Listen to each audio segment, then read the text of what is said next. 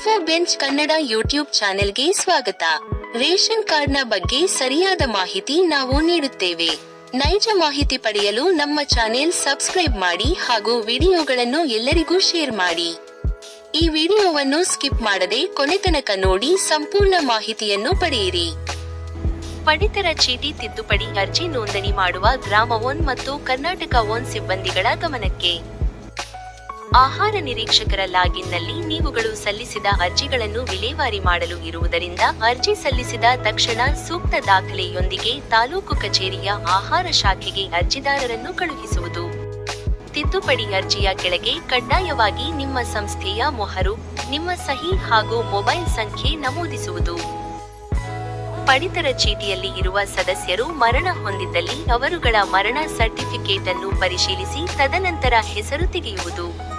ಉದಾಹರಣೆಗೆ, ಕಳೆದ ಬಾರಿ ಒಂದು ಪಡಿತರ ಚೀಟಿಯಲ್ಲಿ ಇಬ್ಬರ ಹೆಸರು ಹೇಮಾವತಿ ಎಂದು ಇತ್ತು. ಅತ್ತೆ ಹಾಗೂ ಸೊಸೆ, ಮೃತರಾದವರು ಅತ್ತೆ ಹೇಮಾವತಿ. ಇಲ್ಲಿ ಹೆಸರು ತೆಗೆಯುವಾಗ ಮರಣ ಹೊಂದಿದ್ದಾರೆ ಎಂದು ಆಯ್ಕೆ ಮಾಡಿ ಹೆಸರು ತೆಗೆದಿರುವುದು ಸೊಸೆ ಹೇಮಾವತಿಯವರದ್ದು. ಹಾಗೆ ಆಗದ ಹಾಗೆ ಮೊದಲೇ ಪರಿಶೀಲನೆ ನಡೆಸಿ ಆಧಾರ್ನ ಕೊನೆಯ 4 ಸಂಖ್ಯೆ ಹಾಗೂ ಪಡಿತರ ಚೀಟಿಯಲ್ಲಿನ ಸಂಬಂಧಗಳನ್ನು ಸರಿಯಾಗಿ ನೋಡಿಕೊಂಡು ಮರಣ ಎಂದು ನಮೂದು ಮಾಡಿ. ಮದುವೆಯಾಗಿ ಹೋದ ಹೆಣ್ಣು ಮಗಳ ಹೆಸರು ಗಂಡನ ಮನೆಯ ಕಾರ್ಡ್ಗೆ ಸೇರಿಸಲು ಮೂಲ ಕಾರ್ಡ್ನಿಂದ ಹೆಸರು ತೆಗೆಯಬೇಕು. ಆ ಅರ್ಜಿ ಅನುಮೋದನೆ ಆದ ನಂತರವೇ ಗಂಡನ ಮನೆಯ ಪಡಿತರ ಚೀಟಿಗೆ ಸೇರಿಸಲು ಅರ್ಜಿ ಸಲ್ಲಿಸಲು ಸಾಧ್ಯ. ಮುಂದುವರೆದು ಉಳಿದ ಯಾವುದೇ ಕಾರಣಗಳಿಗೆ ಹೆಸರು ತೆಗೆಯಬಾರದು. ವಿನಾಕಾರಣ ಹೆಸರು ತೆಗೆದಲ್ಲಿ ಅರ್ಜಿ ನೋಂದಣಿ ಮಾಡಿದವರೇ ಮುಂದಿನ ಕಾನೂನು ಕ್ರಮಗಳಿಗೆ ಹೊಣೆಗಾರರಾಗುತ್ತೀರಿ. ಕುಟುಂಬ ವಿಂಗಡಣೆ ಆಗಿದ್ದರೆ ಹೆಸರು ತೆಗೆಯುವುದು ಬೇಡ. ಯಾಕೆಂದರೆ ಹೊಸ ಪಡಿತರ ಚೀಟಿಗೆ ಸದ್ಯ ಅರ್ಜಿ ಸಲ್ಲಿಸುವ ಅವಕಾಶ ಇರುವುದಿಲ್ಲ. ಹೊಸ ಪಡಿತರ ಚೀಟಿಗೆ ಅರ್ಜಿ ಸಲ್ಲಿಸಲು ಅವಕಾಶ ಬಂದ ಕೂಡಲೇ ತಿಳಿಸುತ್ತೇವೆ. ಆಗ ಅವರನ್ನು ಕರೆಸಿ ತಿದ್ದುಪಡಿಗೆ ಅರ್ಜಿ ಸಲ್ಲಿಸಿ. ಹೊಸ ಪಡಿತರ ಚೀಟಿಗಾಗಿ ಕುಟುಂಬ ವಿಂಗಡಣೆಗಾಗಿ ಹೆಸರು ತೆಗೆಸುವವರ ಆಧಾರ್ ಹೊಸ ಅಡ್ರೆಸ್ನದ್ದೇ ಆಗಿರಬೇಕು. ಅದನ್ನು ಖಾತ್ರಿಪಡಿಸಿಕೊಂಡು ಹೆಸರು ತೆಗೆಯಿರಿ. ಕುಟುಂಬದ ಹಿರಿಯ ಮಹಿಳಾ ಮುಖ್ಯಸ್ಥರ ಆಧಾರ್ನಲ್ಲಿ ಇರುವ ವಿಳಾಸ ಪಡಿತರ ಚೀಟಿಯಲ್ಲಿ ಇಲ್ಲವಾದಲ್ಲಿ ಕಡ್ಡಾಯವಾಗಿ ಅರ್ಜಿ ಸಲ್ಲಿಸುವ ಪ್ರಾರಂಭದಲ್ಲಿ ವಿಳಾಸ ಬದಲಾವಣೆಗೆ ಕ್ಲಿಕ್ ನೀಡುವುದು ಹಾಗೂ ಕುಟುಂಬ ಮುಖ್ಯಸ್ಥರಿಗೆ ಅಪ್ಡೇಟ್ ನೀಡಿ ವಿಳಾಸ ಅಪ್ಡೇಟ್ ಮಾಡುವುದು.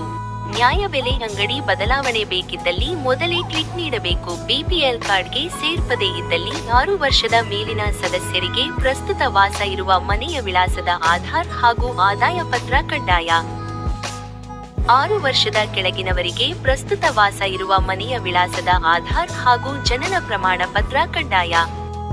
ಎಪಿಎಲ್ ಕಾರ್ಡ್ಗೆ ಸೇರ್ಪಡೆ ಇದ್ದಲ್ಲಿ ಪ್ರಸ್ತುತ ವಾಸ ಇರುವ ಮನೆಯ ವಿಳಾಸದ ಆಧಾರ್ ಕಾರ್ಡ್ ಇದ್ದರೆ ಸಾಕು.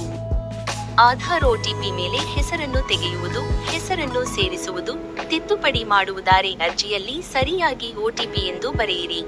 ಜನರನ್ನು ಸೇರಿಸುವಾಗ OTP ಮೂಲಕ ಸೇರಿಸಿದ್ದಲ್ಲಿ ಆಯಾ ಹೆಸರಿನ ಬಲಬದಿಯಲ್ಲಿ OTP ಎಂದು ಸ್ಪಷ್ಟವಾಗಿ ಬರೆಯಿರಿ.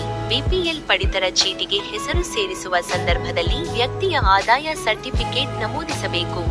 ಯಾರ ಹೆಸರು ಸೇರಿಸುತ್ತಿದ್ದೀರೋ ಅವರದ್ದೇ ಆದಾಯ ಸರ್ಟಿಫಿಕೇಟ್ ನಮೂದಿಸಿ. ಸುಮ್ಮನೆ ಯಾರದ್ದೋ ಆದಾಯ ಸರ್ಟಿಫಿಕೇಟ್ ನಮೂದಿಸಿ ಮುಂದೆ ಅವರ ಪಡಿತರ ಚೀಟಿ ರದ್ದಾದರೆ ಅಥವಾ ಎಪಿಎಲ್ ಪರಿವರ್ತನೆ ಆದರೆ ನೀವೇ ಹೊಣೆ. ಏಕ ವ್ಯಕ್ತಿ ಪಡಿತರ ಚೀಟಿಗಳಿಗೆ ಜನರನ್ನು ಸೇರಿಸುವಾಗ ಕುಟುಂಬದ ಮುಖ್ಯಸ್ಥರ ಬಯೋಮೆಟ್ರಿಕ್ ಕಡ್ಡಾಯವಾಗಿ ಪಡೆಯಿರಿ. ಯಾಕೆಂದರೆ ಒಂದು ವೇಳೆ ಆ ಏಕ ವ್ಯಕ್ತಿ ಕುಟುಂಬದ ಮುಖ್ಯಸ್ಥರು ಮೃತರಾಗಿದ್ದಲ್ಲಿ ನೀವು OTP ಮೂಲಕ ಪಡಿತರ ಚೀಟಿಗೆ ಬೇರೆ ಸದಸ್ಯರನ್ನು ಸೇರಿಸಿದರೆ ಅದು ಫ್ರಾಡ್ ಆಗುತ್ತದೆ. ನಿಮ್ಮ ಮೇಲೆ ಕ್ರಿಮಿನಲ್ ಮೊಕದ್ದಮೆ ದಾಖಲಾಗಬಹುದು. ಎಚ್ಚರ: ಅಂತ್ಯೋದಯ ಪಡಿತರ ಚೀಟಿಯನ್ನು BPL ಮಾಡಿದರೆ ನಿಮ್ಮ ಮೇಲೆ ಕ್ರಿಮಿನಲ್ ಮೊಕದ್ದಮೆ ದಾಖಲಾಗಲಿದೆ. ಎಚ್ಚರ: ಅಂತ್ಯೋದಯ ಪಡಿತರ ಚೀಟಿ ಹೊಸದಾಗಿ ಯಾರಿಗೂ ಆಗುವುದಿಲ್ಲ. ಈಗಿರುವ ಇದೆಲ್ಲ ಪಡಿತರ ಚೀಟಿಗಳು ಹಿಂದೆ ಸರಕಾರದ ನಿಯಮದನುಸಾರವಾಗಿ ಅಂತ್ಯೋದಯ ಪಡಿತರ ಚೀಟಿ ವಿತರಣೆ ಆಗಿರುವುದು. ನಾಳೆ ನೀವು BPL ಮಾಡಿ ಅವರ ಸೌಲಭ್ಯ ನಷ್ಟವಾದರೆ ನೀವೇ ಹೊಣೆ. ಈ ಮಾಹಿತಿಯ ಬಗ್ಗೆ ಹಾಗೂ ರೇಷನ್ ಕಾರ್ಡ್ಗಳ ಬಗ್ಗೆ ಯಾವುದೇ ಪ್ರಶ್ನೆಗಳು ಇದ್ದಲ್ಲಿ ಕಮೆಂಟ್ ಬಾಕ್ಸ್ನಲ್ಲಿ ತಿಳಿಸಬಹುದು. ಇನ್ನೂ ಹೆಚ್ಚಿನ ಉಪಯುಕ್ತ ಮಾಹಿತಿಗಾಗಿ info bench Kannada YouTube channel ಅನ್ನು ಸಬ್ಸ್ಕ್ರೈಬ್ ಮಾಡಿ.